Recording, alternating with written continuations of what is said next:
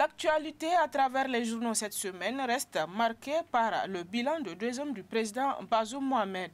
En Bazoum Mohamed, 2 ans de progrès, rapporte à sa une le Canard déchaîné. Le Canard déchaîné qui écrit qu'en 2 ans de gestion du pouvoir sur la base des promesses faites au peuple nigérien pour ses 5 années à la présidence de la République du Niger, l'on peut dire sans risque de se tromper que Mohamed Bazoum est dans de bonnes dispositions pour honorer les promesses faites au peuple nigérien dans son discours d'investiture du 2 avril 2021. Que de progrès constatés dans pratiquement tous les domaines et qui permettent d'espérer des lendemains encore plus rassurants grâce au programme de renaissance acte 3 du président de la République, rapporte toujours le confrère. Quant au journal Mouria, il s'est intéressé par rapport à l'an 2 de Mohamed Bazoum au pouvoir, au nouveau souffle à la politique énergétique. Le journal écrit que la relance de la politique énergétique par le président Mohamed Bazoum vise donc à encourager en même temps l'émergence des industries et l'investissement à grande échelle pour développer et élargir ainsi le tissu économique du pays. D'autant que l'énergie électrique, en même temps qu'elle apporte la lumière aux citoyens par l'éclairage public, ouvre la voie également à l'esprit d'entrepreneuriat des populations bénéficiaires d'un tel investissement. L'objectif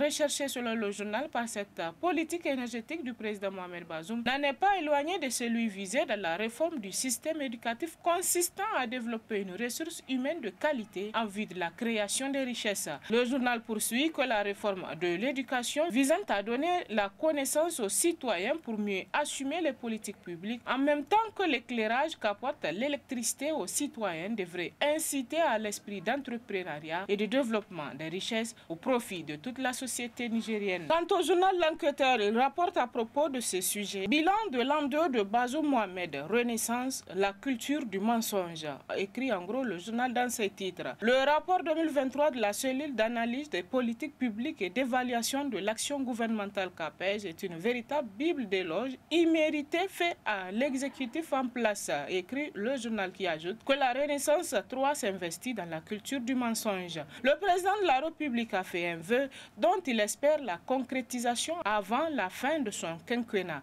Je serai moi-même si au bout des 5 prochaines années, j'aurai agi de façon à sensiblement améliorer entre autres la sécurité, la qualité de l'éducation, l'accès aux soins, à une meilleure alimentation, à l'eau potable, à un meilleur habitat, au courant électrique et à de meilleures routes au profit de tous les Nigériens, a déclaré Bazoum Mohamed le jour de son investiture, rappelle le journal. Il y a loin de la coupe aux lèvres, dit l'adage, entre le souhait du chef de l'État et sa matérialisation, il y a un fossé à travers des embûches à surmonter, des défis à relever. 2 ans après la mise en œuvre du programme de Renaissance 3, où en sommes-nous, s'interroge le journal qui explique que c'est une vaste question à laquelle ne saurait répondre l'intéressé lui-même, encore moins le chef du gouvernement. Heureusement, il y a la cellule d'analyse des politiques publiques et d'évaluation de l'action gouvernementale CAPEJ. Cette entité rattachée à la primature s'est chargée de bricoler, selon le journal, et c'est le terme, un document pompeusement intitulé Rapport sur la performance de l'action gouvernementale 2021-2022. Le journal écrit que des résultats largement surestimés dans presque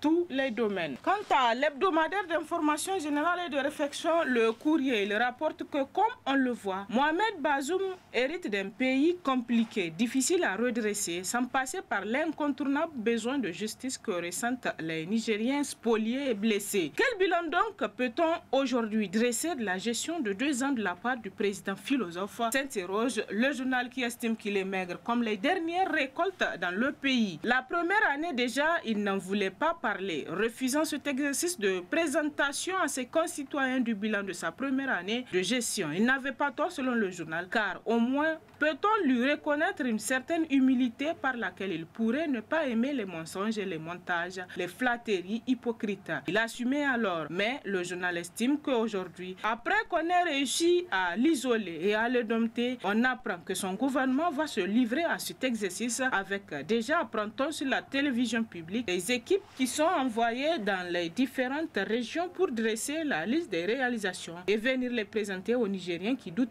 que trop de choses aient été faites. On apprendra certainement selon le journal que des classes sont construites et sont en chantier, que Kandaji a été relancé, que l'oléoduc est en bonne voie, que des tentes marocaines ont été construites dans des universités publiques, que des avancements chez les travailleurs enseignants sont sont régularisés, que la télévision nationale a changé de nom et patati patata. C'est vrai qu'il y a dans ce que nous citons des choses qui révèlent de l'ironie, mais sans doute qu'il en a parmi de l'ordre de ce que l'on peut objectivement saluer, écrit toujours le journal, pour qui le plus grand bien de cette gestion, c'est tout d'avoir décrispé un climat politique et social délétère excessivement tendu, et ce, depuis quelques années que des Nigériens ne pouvaient plus s'asseoir autour d'une même table pour se parler. Peut-être même qu'il aurait aimé faire davantage dans ce domaine, car le Niger dont il a hérité a plus que jamais besoin de tous ses enfants, de toutes ses intelligences pour ensemble relever les défis immenses qui se posent à lui. Autre actualité à travers les journaux cette semaine, c'est le changement à la tête de l'armée nigérienne. Qui est le nouveau chef d'état-major général des armées nigériennes s'interroge en gros au Sahel Horizon, le général de division Abdou Sidikou. L'ancien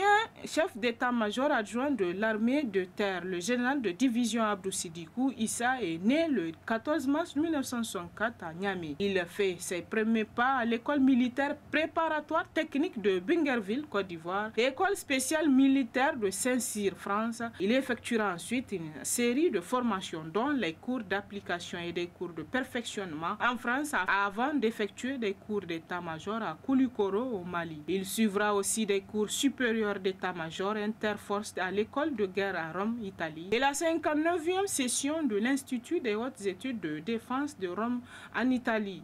Il est titulaire d'un master en études internationales stratégiques militaires de l'Université de Milan et l'Université de la Lusa de Rome. À partir d'aujourd'hui, le journal écrit qu'une lourde tâche pèse sur ses épaules. Il doit absolument faire mieux que ses prédécesseurs dans la lutte contre le terrorisme et l'insécurité, en honorant ainsi la confiance du président Bazoum et incarner l'espoir de tout le peuple nigérien. Puis, dans les colonnes de l'Indépendant Plus, l'on apprend cette semaine que le prix du Hajj 2023 est revu à la baisse. Suite à une révision des tarifs par les autorités saoudiennes, le prix du Hajj 2023 est fixé à 3 258 733 francs CFA. La révision du coût des prestations du Hajj intervient après celle consentie par les autorités saoudiennes, écrit le journal. Ainsi, le prix du Hajj 2023 est fixé au Niger à 3 258 733 francs CFA au lieu de 3 603 840 francs CFA, soit une baisse de 345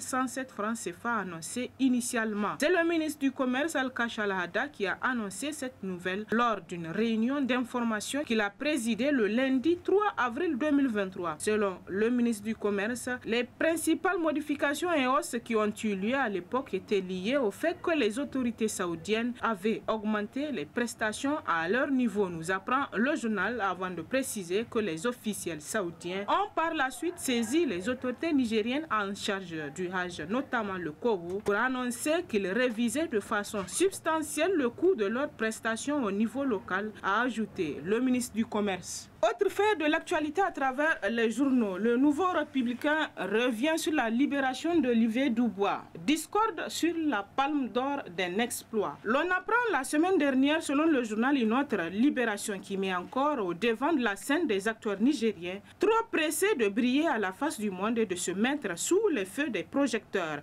Et on organise tout de suite une mise en scène avec les otages libérés et ceux qui seraient des facilitateurs mis au devant de la scène, le tout pour que le Niger et son régime tirent profit de ce marketing médiatique. Mais alors que les Français, comme ils en ont l'habitude, font trop de tapage sur le cas d'Olivier Dubois, l'exploitant eux aussi à des fins politiques dans une France malade et en ébullition pour en contenter l'opinion. Les Américains, eux, sans médiatisation, reçoivent dans la dignité leurs compatriotes, le laissant rentrer dans la discrétion en Amérique.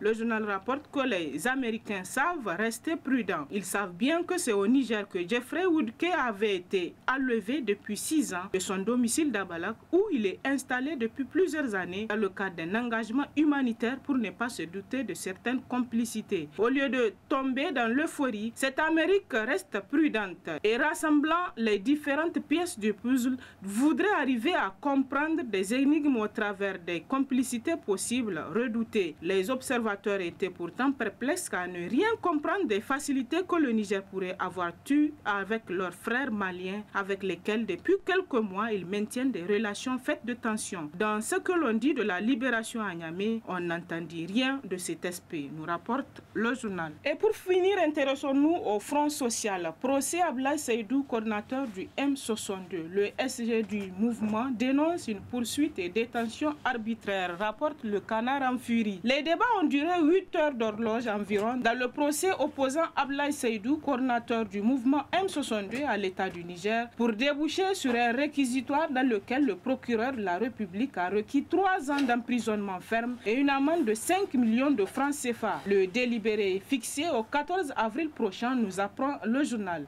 Emprisonné depuis janvier à la maison d'arrêt de Kolo, Ablaye Seydou n'est pas au bout de ses misères avec le gouvernement qui entend visiblement le réduire au silence. Pour le mettre en prison, l'État, par le truchement du procureur de la République, a inventé de toutes pièces un chef d'accusation farfelu en lien avec les événements tragiques de Tamou. Lorsqu'il a comparu libre en janvier dernier pour répondre du chef d'accusation de production et diffusion de données de nature à troubler l'ordre public et à saper le moral de l'armée, le journal nous apprend que le ministère public a décidé d'abandonner cette piste pour le poursuivre cette fois par rapport à un nouveau chef d'accusation de complicité d'incendie volontaire, de hangar des orpailleurs, de correctionnel. L'affaire prend désormais une tournure criminelle donnant lieu à l'ouverture d'une information judiciaire dont l'instruction est confiée au doyen des juges d'instruction, rappelle-t-on. Pour finir, le journal nous apprend qu'avec ou sans raison, ils vont le jeter en prison, a ajouté le secrétaire général du M62, Sanoussi, à l'issue du procès. Pour lui, il s'agit d'un cas de détention et de poursuite arbitraire